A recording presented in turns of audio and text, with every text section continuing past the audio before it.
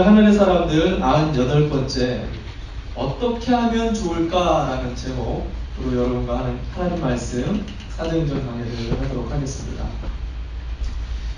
지난주까지 우리가 선교 보고를 은혜 가운데 마친 바울의 말씀을 좀 함께 나누었죠. 근데 그 바울의 보고를 들었던 야고보와 이 장로들이요, 심각한 고민에 빠집니다. 그 고민이 뭐냐면 여러분과 함께 지금 읽었었던 사람들이 바울에 대한 심각한 오해를 하고 있었던 거예요.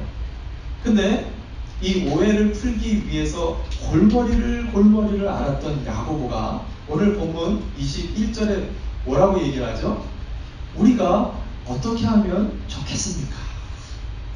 내가 어떻게 하면 좋을까요? What shall we do? 어떻게 하면 좋을까? 이런 질문을 하고 있는데 이 말씀을 좀 묵상하는데 그런 생각이 들었습니다.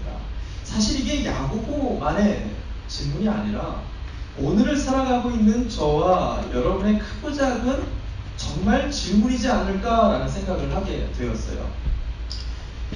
우리는 살아가면서 What shall we do? What shall I do? 우리는 어떻게 하면 좋을까? 나는 어떻게 하면 좋을까?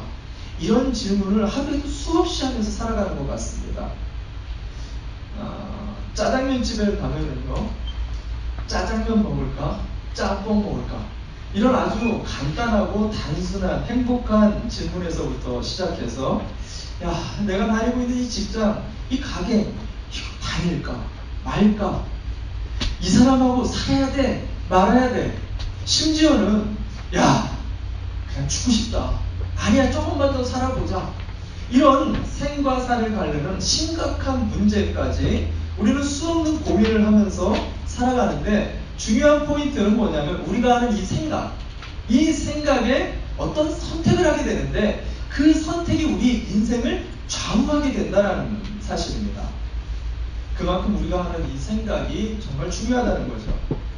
그래서 미국의 윌리엄 제임스라는 심리학자가 우리가 잘 알고 있는 아주 유명한 말을 했죠.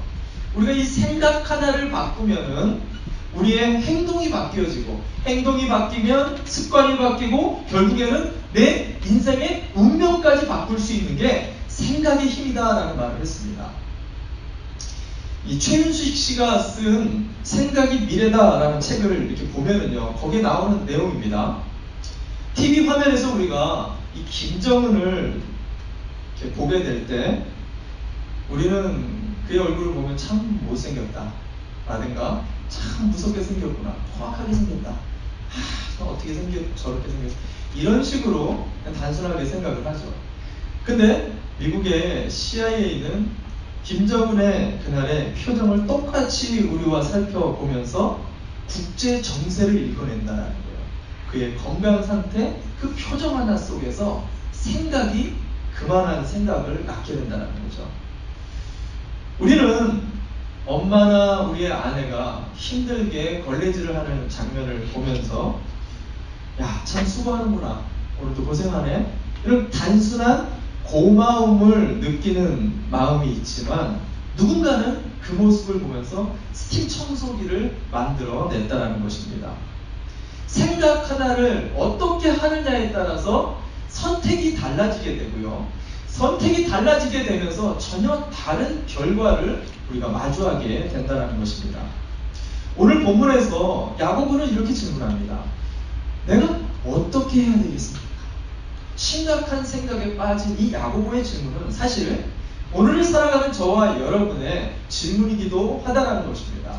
저는 오늘 좀 본문이 길긴 하지만 성경을 많이 읽지 않고 요약해 드리면서 오늘 야고보의 이 고민이 풀려지는 그 과정을 통해서 우리의 생각이 어떻게 되어야 되는지를 좀 살펴보기를 원합니다.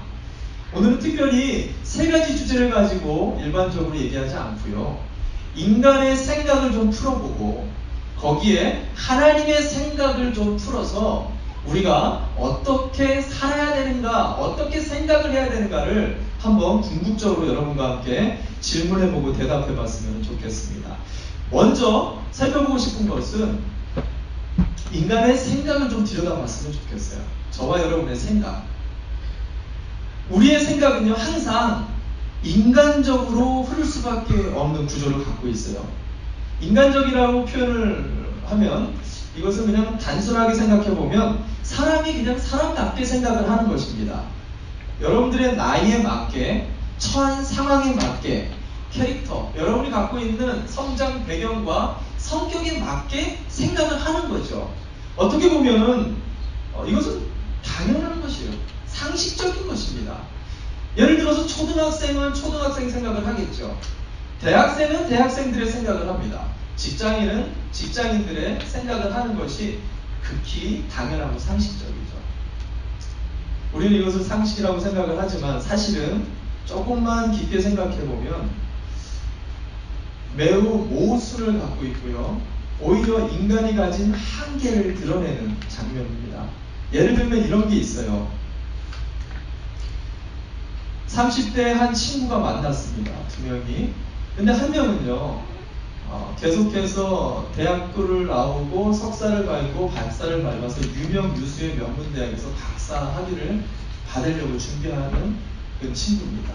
이 친구와 어느 한 친구는, 만난 또 다른 친구는 고등학교를 중퇴해가지고 일찍 돈을 벌어서 사업을 해갖고 성공해서 한 중소기업의 CEO, 사장이 되어서 친구가 30대 중년에 두 친구가 만났어요. 그렇다면 이 두 친구가 생각하는 상식, 이 두 친구가 생각하는 생각이 통할까요? 그들의 생각이, 그들의 마음이 잘 연결이 될 수 있을까요? 여러분, 사람이요, 의외로 자기가 생각하는 상식이나 생각이 고지식하고 어떤 틀에 갇혀 있는 것을 보게 된다는 거죠. 그래서 상담에서는요, 인간이 가지고 있는 이런 고정적인 한계와 왜곡된 생각을 몇 가지로 정리를 했습니다. 자, 설명을 해드릴 수는 없고요. 이 투사라는 것이 있어요. 상담을 공부해 보신 분들은 아시겠지만, 이 투사는 뭐냐면 내가 뭔가를 잘못했어요. 그러면 이 잘못을 갖다가 내가 인정을 하면 좋은데 이 잘못을 남에게 전가를 시키는 거예요. 예를 들면 이런 게 여러분과 제가 많이 하는 거죠. 좀 늦게 나왔어요. 그래서 지각을 하게 됐는데, 지각을 한 것은 내가 늦게 나왔기 때문에 내가 잘못한 거예요. 근데 와가지고는 저기서 사고가 안 났었어. 도로의 상황이 조금만 좋았어도, 물론 상황이 진짜로 그럴 수는 있지만 이런 식으로 예를 든 겁니다. 이런 식으로 내가 잘못한 것을 인정하면 되는데, 이 투사라는 것은 다른 것의 잘못을 유도해 나가는 굴절된 왜곡된 생각이라는 거예요.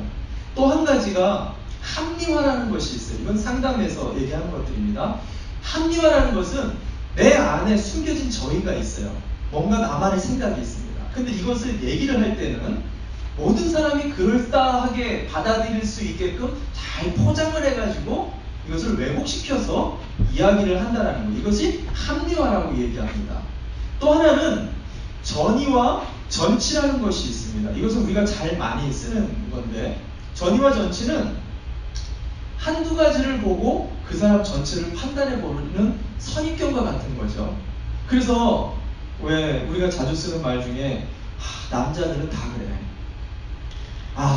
여자들은 다 그래, 경상도 사람들은 다 그래, 뭐 전라도 사람들은 다 그래, 교회 다니는 사람들은 다 그래, 뭐 이런 식의 몇 가지를 보고 그 공통점으로 사람을 판단해버리는 선입견이 우리 가운데 있다는 거죠. 이거는 몇 명의 사람이 있다는 게 아니라 우리 모두에게 다 있는 학문적으로 이론적으로 정리가 되어진 우리 안에 왜곡된 생각들이에요. 중요한 포인트는, 제가 얘기하고 싶은 정말 중요한 포인트는 뭐냐면, 우리의 생각이요, 인간적인 이 생각이 극히 왜곡이 되어 있다는 것을 알아야 된다는 거예요. 그래서 우리 안에 어떤 사실이나 문제가 들어오면 그것이 반드시 트위스트가 돼서 내 안에 바른 생각을 하지 못하도록 뒤섞어버린다는 거예요. 그리고 나도 알지 못하는 원인과 문제에 휩싸여서 심각하게 어려운 결정을 하게 되고 우리의 길이, 그래서 로마서 1장에 뭐라고 얘기하냐면 악을 향하게 된다라고 경고하고 있어요. 우리 안에 있는 생각의 실체를 여러분이 정확하게 보시기를 바랍니다. 오늘 본문에 등장하는 야고보가 고민하는 이 유대인들이 그랬습니다. 성경의 21절에 보니까요, 오늘 이 수많은 유대인들이 예루살렘에 모였는데, 이들이 바울에 대해서 오해를 한 장면이 등장하는데, 바울이 뭐라고 왜곡을 하냐면, 바울을 뭐라고 왜곡하냐면, 바울이 돌아다니면서 율법을 트위스트 시켜서 사람들에게 가리키고, 심지어는 모세를 배격하고 돌아다닌다라는 좀 과장된, 전혀 말이 안 되는 정보를 가지고 전이와 전치를 시켜서 수많은 사람들을 충동시켜가지고 바울을 죽이려고 모였다라는 거예요. 심지어는 오늘 여러분과 함께 읽지는 못했지만 27절부터 등장하는 말씀을 보면 더더욱 재밌는 장면이 나옵니다. 29절 말씀 한번 볼까요? 29절입니다. 제가 읽어드리겠습니다. 이는 그들이 에베소 사람 드로비모가 바울과 함께 성내에 있는 것을 보고 전에 보았으므로 바울이 그를 성전에 데리고 들어왔을 거라고 생각하였기 때문이다. 이게 얼마나 재밌는 말인지 아세요? 바울을 쳐 죽일 놈이라고 오해를 하고 수많은 사람들을, 군중을 소동시켰는데, 그 이유가 뭐냐면요, 드로비모라는 사람하고 바울이 친했어요. 근데 이 드로비모는 헬라인입니다. 근데 이 헬라인과 손잡고 돌아다니는 장면을 몇 개 본 다음에 그걸로 성전에 유대인 외에 들어가면 안 되는, 헬라인은 절대로 들어가서는 안 되는 곳이 있어요. 그곳에 들어가면 돌로 쳐서 죽여야 되는 아주 위험한 지역입니다. 거기에 들어갔을 거라고 싸잡아가지고 오해거리를 만들어낸 거예요. 전혀 말도 안 되는 전이와 전치를 사람들이, 근데 웃긴 것은 다 넘어갔다는 거예요. 수많은 군중이 이 말도 안 되는 말에 농락당하면서 바울을 돌로 쳐서 죽이려고 지금 모여있는 그런 상황이었다는 것입니다. 여러분, 인간의 생각이 어느 만큼 왜곡되어 있는지를 빨리 알아야 돼요. 실제로 있었던 일인데, 한 목사님이요, 그 목사님의 아들이 청년이었던 것 같아요. 그 청년이 그냥 기념품으로 주유소에서 받았던 라이터를 갖고 있었어요. 근데 야유회 때 어느 집사님이, 여자 집사님이 이 라이터 갖고 다니는 것을 본 거예요. 근데 말을 못하고 집에 와서 남편한테, 여보, 우리 목사님을 위해서 기도해야 될 것 같아. 왜? 아드님 담배 끊도록 기도해야 될 것 같아. 그냥 혼자서 그냥 좋은 마음 가지고, 오해는 어쨌든 좋은 마음 가지고 얘기한 걸 가지고, 이제 남편이 주변 또 이웃 집사님들하고 얘기를 하다가 우연스럽게 얘기해서, 이게 나중에는요, 담임 목사님이 출장을 갔다 왔는데 와전되는 거예요. 당회가 수집됐습니다. 왜? 담임 목사님 아들이 마리화나를 핀다는 거예요. 그래서 목사님께는 얘기하지 않고 그 아들 청년을 불러다가 당회가, 장로님들이 권고를 한 거예요. 너 이거 피지 마라. 끊어야 된다. 너 담임 목사님한테 이게 무슨, 그러면서 교회를 대표해서 정식 권고를 한 거예요. 안 핀다, 아니다 라고 아이가 얘기를 했는데도 아무도 믿어주지를 않는 거예요. 결국에는 이게 해프닝으로 끝나게 됐는데, 이 아이가 이 문제로 인해서 사고를 당했어요. 그러면서 이 목회자 가정이 큰 상처를 입고 담임 목사직을 내려놓게 됩니다. 이후에 교회는 공중분해되어버려요. 이 문제 때문에. 여러분, 이것은 하나의 교회의 문제인 것 같지만 사실은 교회 문제가 아닙니다. 우리 가정에서도, 부부관계 속에서 충분히 일어날 수 있는 문제예요. 자녀들과의 관계 속에서도 충분히 일어날 수 있고요. 우리의 동료, 심지어는 우리가 가족이라고 생각하는 이 목장 안에서도 충분히 일어날 수 있는 오해라는 것입니다. 그래서 저와 여러분의 생각을 정말 꽉 붙잡지 않으면 우리의 생각이 어디로 튈지를 모른다는 거예요. 그래서 우리 생각을 잡는 힘, 이것을 갖다가 통찰력이라고 부릅니다. 통찰력. 내 생각을 돌아보는 힘인데, 이 통찰이라는 말의 뜻은요, 뿌리를 본다라는 뜻이에요. 뿌리를 본다. 제가 새벽에도 잠깐 나눴지만, 문제를 우리가 마주하잖아요. 그러면 사람들은 그 열매를 봅니다. 그 가지를 순히 쳐다보고 그 문제를 판단해버려요. 근데 문제의 핵심은 뿌리 안에 있다는 거예요. 이게 왜 일어났을까? 도대체 왜 그럴까? 왜 그럴까? 왜 그럴까? 그것을 찾다 보면 그 뿌리 안에 의외의 원인을 찾아내고 그 원인을 해결해야만이 문제를 근본적으로 해결할 수 있게 된다는 것입니다. 아내가 말끝마다 너무 짜증을 어느 날부터 갑자기 냅니다. 하나에서 10까지 자꾸 짜증을 해요. 남편이 말합니다. 이 여자가 나이가 들더니 짜증받는다고, 성격이 왜 이렇게 개팍해지냐고, 너무 많이 화가 나가지고 남편이 심각하게 고민을 합니다.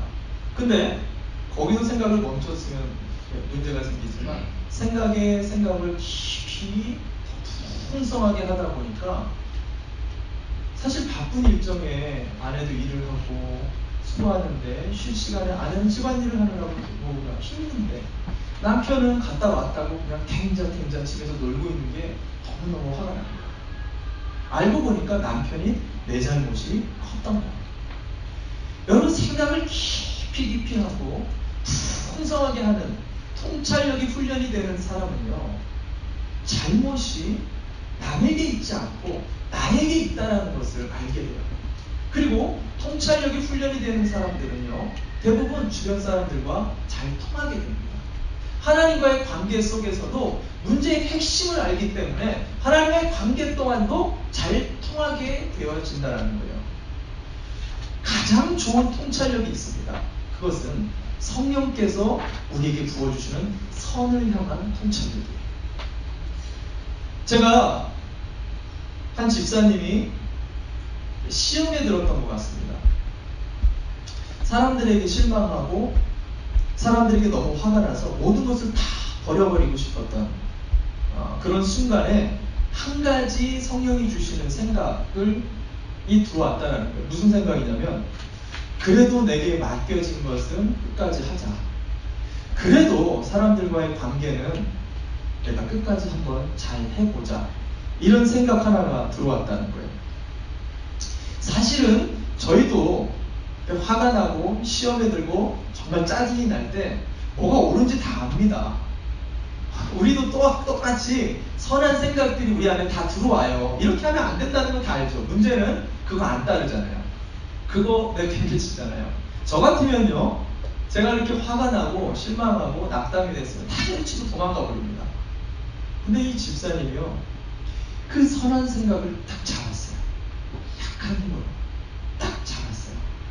이분은 그걸 잡기만 했을 뿐이에요. 근데 이 생각이 자기를 정말 마주하기 싫은 사람들까지 앞으로 끌고 가더라는 거예요. 이 생각 하나 잡으니까는 내가 하기 싫은 그 자리로 나를 인도해 나가더라는 거예요. 그래서 결국에는 모든 오해가 풀리고 오히려 이전보다 더 내 마음이 하나님을 향할 수 있게 됐다는 제가 간증을 들었어요. 여러분, 성령이 주시는 통찰은요, 단순한 지혜가 아니에요. 이것은 내 삶을 이겨낼 수 있는 하늘의 능력이 될 뿐만 아니라 상황과 환경을 분명하게 예리하게 분별해낼 수 있는 하늘의 능력과 권세가 되는 것을 여러분 믿으시기를 바랍니다. 이 성령의 통찰이요, 성경에 보면은 기도를 할 때 부어진다라고 얘기해요. 이 성령의 통찰력은요, 저와 여러분이 하나님을 만나기 위해 주여라고 무릎 꿇는 그 순간에 하늘로부터 공급된다라고 이야기합니다.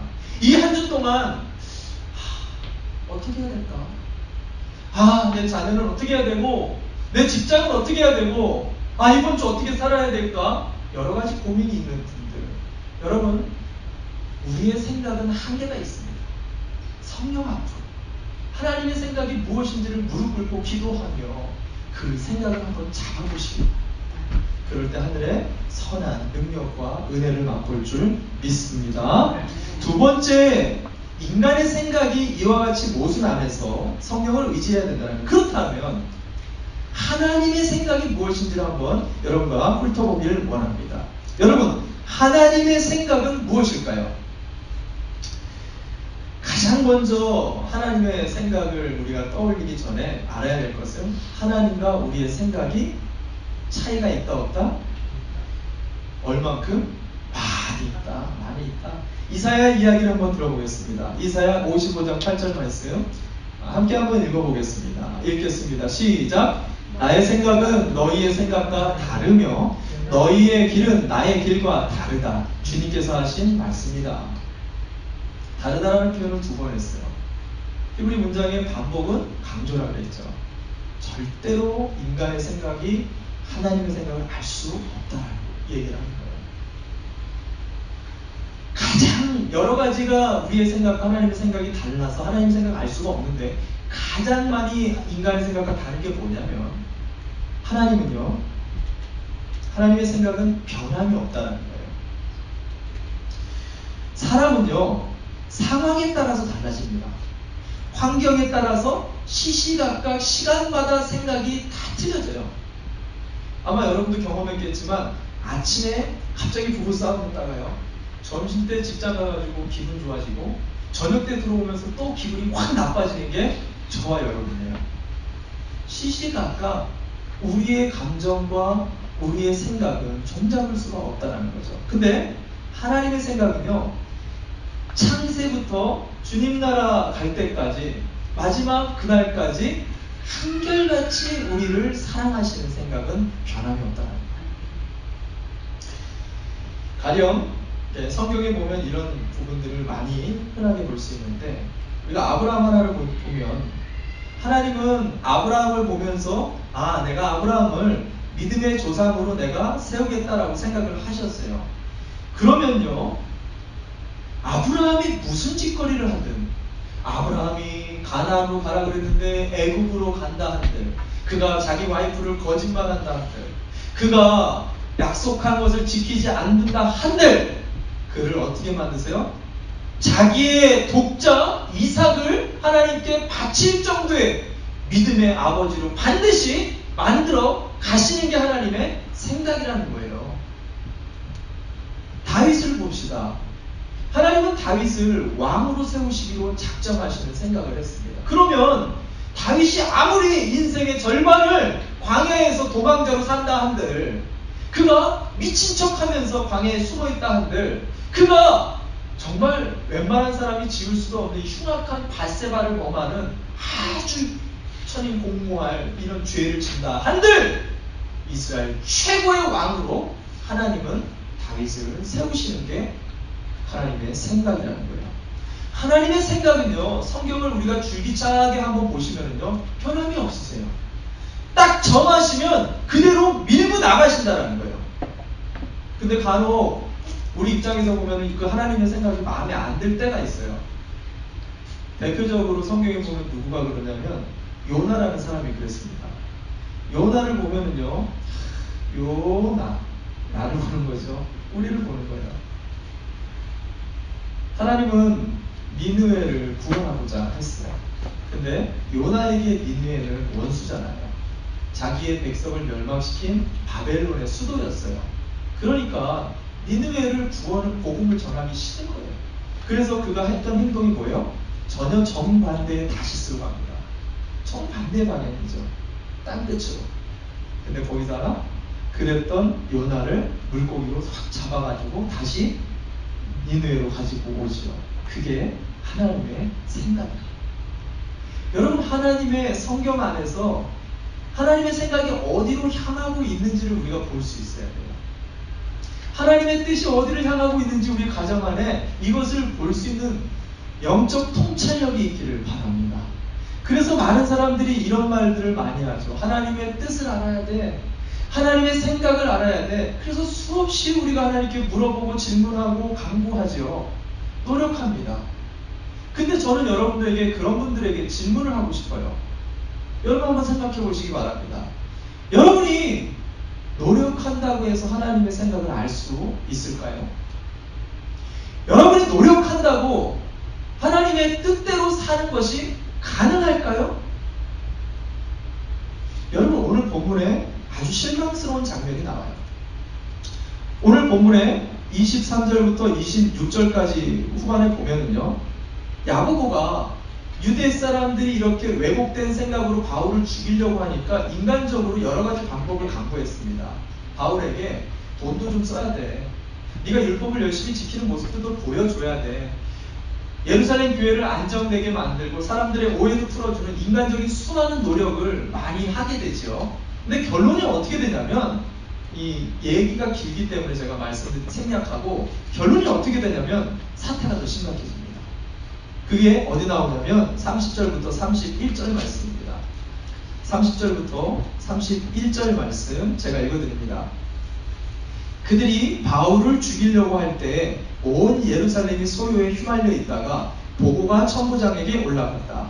그는 곧 병사들과 백부장들을 거느리고 그 사람들에게로 달려갔다. 그들은 천부장과 군인들을 보고 바울을 때리는 것을 멈추었다. 제가 30절 안 읽었군요. 그래서 온 도시가 소란해지고 백성들이 몰려들어서 바울을 잡아 성전 바깥으로 끌어내니 성전문이 곧 닫혔다. 온 도시가 소란해졌는데요. 어느 정도로 소란해졌냐면 천부장이 출동할 때까지 소란해졌다는 거예요. 이스라엘에 웬만하면 로마 군병 한 명이 출동을 해도요. 지금 우리 이 미국에서 경찰차 한 대의 위력이 있잖아요. 다들 찔끔해가지고 경찰차가 지나가면요. 홍해가 갈라져요. 프리에서 전부 다 핵시스로 빠지더라고요. 제가 보니까 로마 병정 한 명만 있어도요. 다 기가 죽어요. 천부장이 움직인다는 것은 수백 명의 군대가 움직였다는 걸 얘기해요. 마치 예수님이 십자가에서 죽던 그날 그와 같은 어마어마한 소란이 예루살렘 안에 지금 일어난 거예요. 왜? 바울을 죽이려고. 여러분, 바울과 야고보의 입장에서는요, 정말 노력했어요. 하나님의 뜻대로 살기 위해. 하나님의 마음대로 교회를 안정시키고 성도들을 위해 수고하려고 노력을 많이 했어요. 돈은 돈대로 지금까지 모아온 정말 많은 돈. 여러분 생각해 보세요. 선교사가 돈이 있어봐야 얼마나 있겠어요. 자기 먹을 거 쪼개가지고 모아온 돈을 전부 다 정결 예식을 받는 4명을 위해서 전부 다 후원을 해버렸어요. 아무것도 없이 남은 게 없습니다. 근데 사태는 더 심각해졌어요. 질병은 더, 문제는 더, 가정의 상황은 더 악해지는 그 상황을 보면서 바울과 야고보의 생각이 어땠을까요? 아마 낙담하지 않았을까? 아마 자포자기하거나 시험에 들 수도 있는 그런 상황이었다는 거예요. 우리는 이런 상황을 마주하게 되어질 때 왜 하나님의 뜻대로 노력했는데, 왜 하나님의 생각대로, 내가 모르는 하나님의 생각이라고 생각했던 내 생각대로 노력을 최선을 다했는데 왜 일이 꼬이지? 하나님의 뜻이 도대체 뭔가 불안하고 두려워질 수 있다는 거예요. 내 가정은, 내 직장은, 내 가게는, 내 인생이 왜 이렇게 될까? 여러분, 이때 정말 중요한 하나님의 말씀 하나가 있어요. 여러분이 꼭 붙잡아야 될 오늘 말씀이기도 합니다. 예레미야 29장 11절 말씀에 여호와의 생각을 예레미야가 이야기합니다. 예레미야 29장 11절 말씀 제가 읽어드립니다. 화면을 계속 띄워주고요. 제가 설명해드립니다. 예레미야가 말합니다. 너희를 두고 계획하고 있는 일들은 오직 나만이 알고 있다.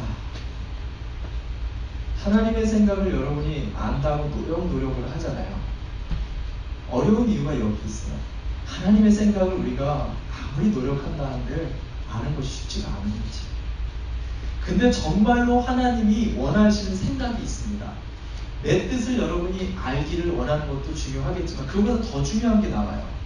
하나님이 정말 우리가 알기를 원하는 게 있어요. 그게 뭐냐면 그 다음입니다.